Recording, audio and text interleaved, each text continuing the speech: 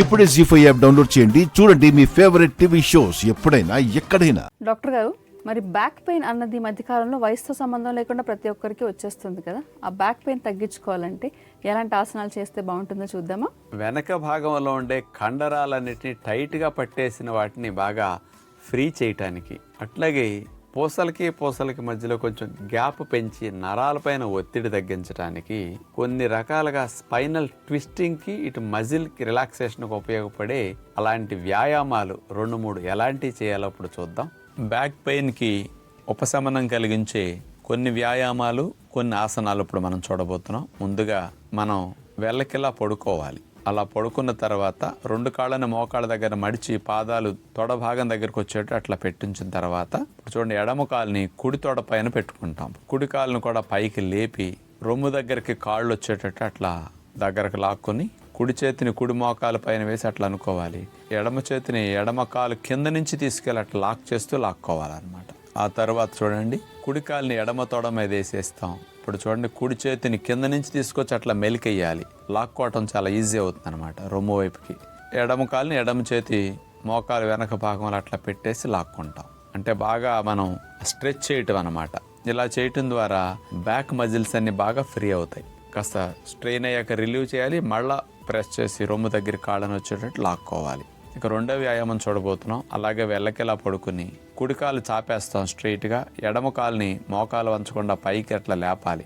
90 degrees కంటే ఇంకెక్కువ 110-120 degreesలో అలా కాళ్ళని ఎంతవరకు స్ట్రైట్గా మనం చాపి ఛాతీ వైపుకి కాలు రాగలిగితే అంతవరకు లాక్కోవాలన్నమాట. చూడండి, చేతులతో కాళ్ళు పట్టుకుని మనం అట్లా అటువైపు లాక్కోవాలి, మన వైపు వచ్చేటట్లుగా.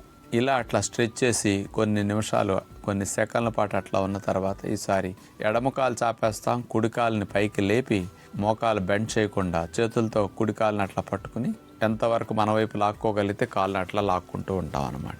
అదేవిధంగా మరలా ఎడమ కాలు రిపీట్ చేస్తాం. బ్యాక్ మజిల్స్ అన్నీ నడువు నొప్పి కారణమయ్యేవన్నీ బాగా ఫ్రీ అవుతాయి అనమాట. అందుకని పెయిన్ బాగా తగ్గుతుంది వీటికి. ఇక బోర్లా పడుకుని బ్యాక్ పెయిన్ తగ్గించడానికి, బ్యాక్ మజిల్స్ని ఫ్రీ చేయడానికి శలభాసనం. 2 చేతుల్ని తొడల కింద పెట్టేసుకుంటాం, గెడ్డం నేల కానిస్తాం, 2 కాళ్ళని చాపేసిన తర్వాత ఒక కాలుని పైకి లేపుతాం. ముందు చూసారు కదా, ఎడమ కాలుని పైకి లేపాం, కుడి కాలు ఆనిచ్చి ఉంచేసాం. అట్లా స్ట్రైట్గా చాపాలి చాపిన కాలు.